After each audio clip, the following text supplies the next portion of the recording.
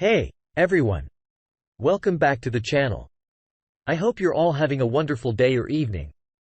Wherever you are in today's story, Opie found out his wife cheated on him after he noticed 2 used condoms in his trash bin that looked unfamiliar.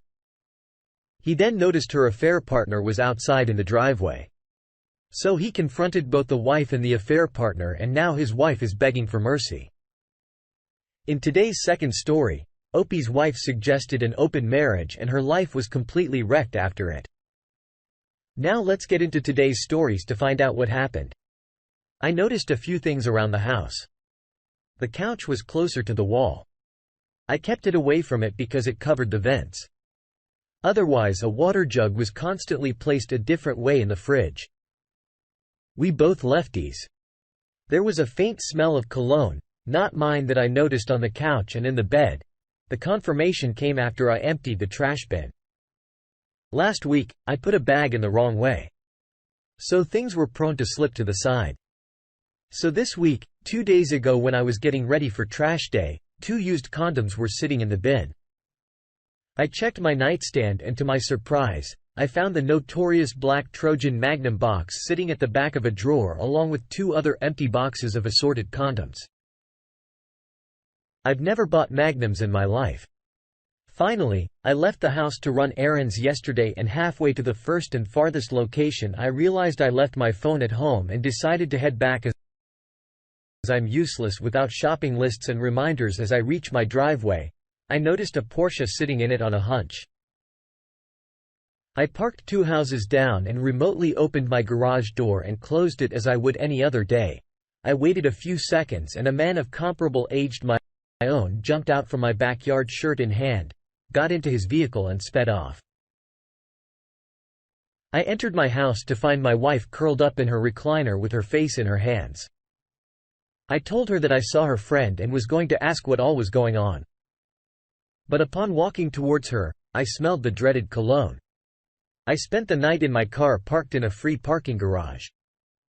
We haven't spoken since. She seemed happy. I'll reluctantly admit to noticing no change in her behavior aside from being too tired for sex and not being all that interested in cuddling or doing much else in the realm of physical touch with me. At least we last tried before Valentine's Day this year. But her tiredness began long before that. I want to think I did my best, washed dishes, did my own laundry, helped with hers, co-trash, mopped, swept, spent time with her away from electronics, either reading or watching shows without being on my phone. I won't go on because of redundancy. I'm lost and confused. I'm not a saint, but I don't talk to other females aside from at work or simple hi to a cashier or coworker.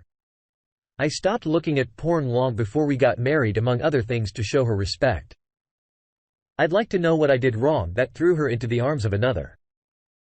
But also, I'm probably not in the best place to talk to her, yet worse comes to worst, we get divorced and I start again or something. That's probably the only scenario I believe in forgiveness, but I also don't forget. Thank you for reading update. I'd like to take a moment and say thank you to the kind souls out here. You hear about it, know someone who goes through it, and you don't think twice until it happens to you. I want to say that I'll be me in no time, but it will take time for the moment. I am consulting with a lawyer. I'm not wishing to drag this out. The house is a rental. I'll deal with the lease as well through friends. I've gotten 2 suitcases worth of clothes out of the house. My electronics are with me and our bank account is just hers with enough money for the week. Streaming passwords have been changed and I found a room with our church pastor. It will be a long road. I'm repeating the phrase, "It's not your fault," as many times in my head as I can.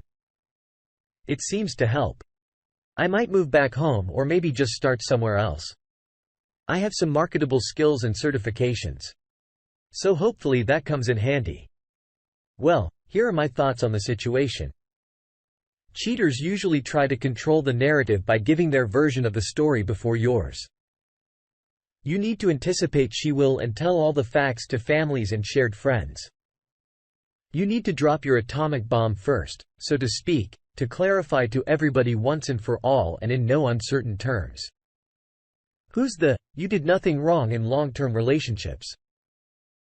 It's normal to have periods when one may feel bored, stuck in a routine, overwhelmed by work or whatever. Mature adults, however, discuss any issue with their partners, see if they're fixable, and then leave the relationship if no viable solution can be found. Cheaters, on the other hand, are people with colossal character flaws. They prefer to have sex and have affairs with other people behind your back, which in turn requires being dishonest, having a ton of lies, manipulation, and exposing your health to STDs. And let's not forget, she was denying you sex. Not because she was stressed or whatever, but because she was having sex with another dude. No, you didn't do anything wrong. This is 100% on her. This is entirely on her shoulders, and do not ever take responsibility for the trauma and abuse she inflicted on you. I know it will be hard, but I believe you can get past this. Now, let's get into today's second story.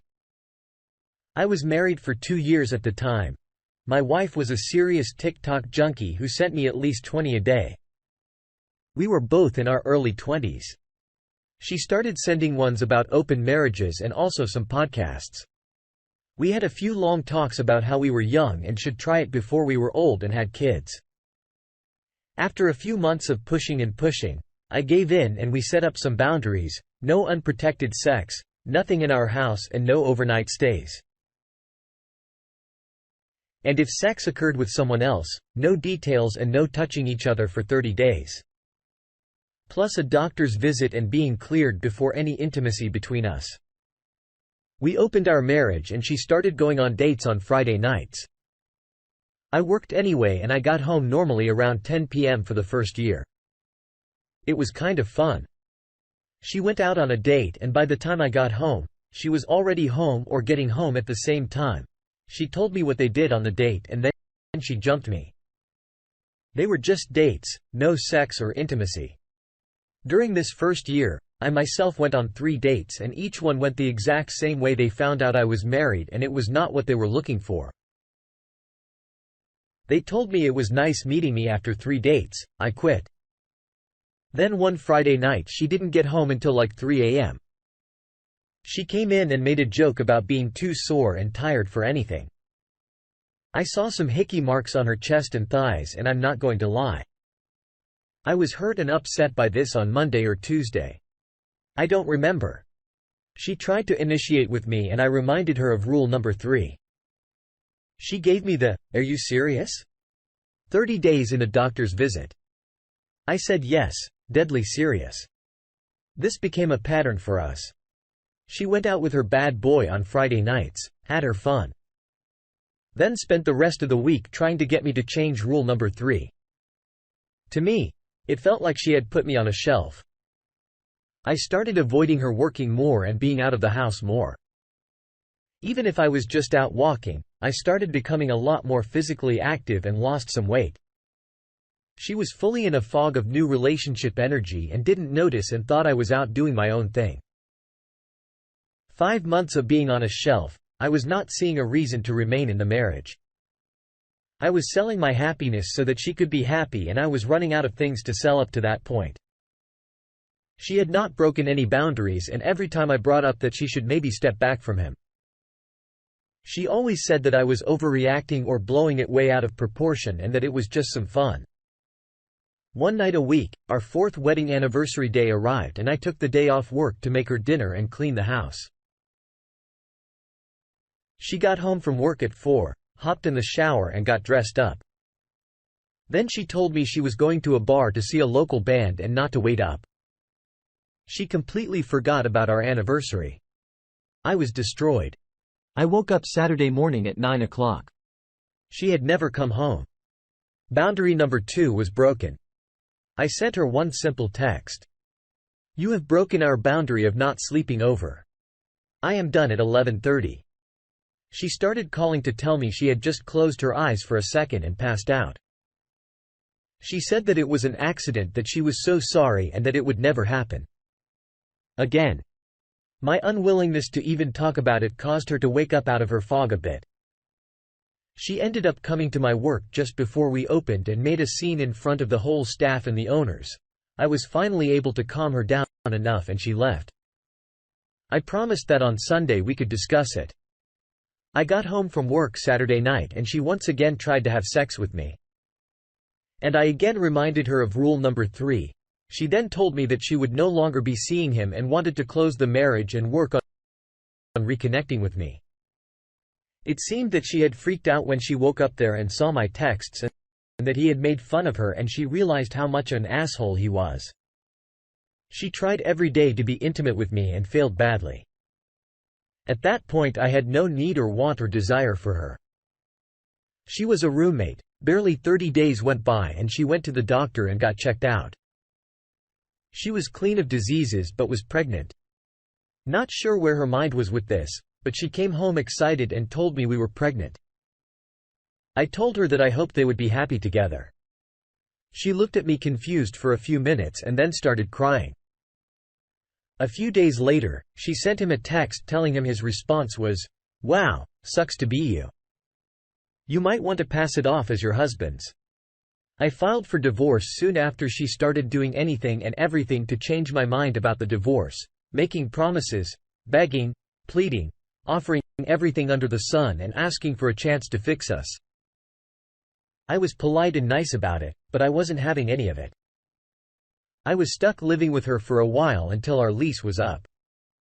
We fell into a new pattern. She tried to be intimate with me. I turned her down. She got upset. I went for a run. My resentment of her was growing just like her baby bump. 3 weeks ago, she came into my room to talk. She brought home pizza for dinner and started talking about how it being pregnant. She was super horny all the time and she tried yet again to have sex with me. I at that point was running out of politeness. I told her sorry, I'm not into fat chicks. Maybe hit Tinder. I'm sure someone on there would be down for it. She left my room crying also. We had our first divorce hearing and the judge slapped 6 weeks of marriage counseling on us. Court ordered we went to 2 sessions, kind of a meet and greet thing, talking to us separately to get our stories. I guess I just wanted it to be over so we can move on with our lives. Last Sunday was my birthday. On the Friday before it, she asked me to spend my birthday with her to celebrate it. I declined her invitation. She kept pushing the subject and I snapped. I told her that I didn't want to waste special occasions on her anymore. The last one was our 4th anniversary, in which she went out to get knocked up by some pothead loser. I left her crying in the kitchen, headed to work and told her I would see her on Monday for our court-ordered waste of time. Monday morning. I was at marriage counseling. She never showed. I called her nothing. I called her friends. Nothing. I called her parents and I found out she got arrested Sunday morning for DUI and endangerment and that they were on the way. I offered our house for them to stay at. I had a couch at a friend's house. My lawyer went to the judge and expedited things. My divorce finalized this past Friday yesterday. I helped them pack some of her stuff and today I'm going to help them load a U-Haul. They rented, she gets released tomorrow and they're taking her back home with them. She wants to see me, but I feel that will just be worse for the both of us. We both need to move on. Wow. I'm sorry, you had to go through that. Open relationships typically don't work. Open marriages in particular. She wanted to have her fun and have you for stability and the backup plan. What perplexes me is the audacity of her expecting you to care for a child that's not biologically yours, as if that detail shouldn't matter. And that your marriage should just go back to how things were before, as if her actions had no impact or would have no consequences. Don't sign the birth certificate until DNA conclusively marks you as the parent. You should have started talking about a divorce the moment open marriage was discussed. If you're not into that, it's just sentencing the marriage to a slow death sentence.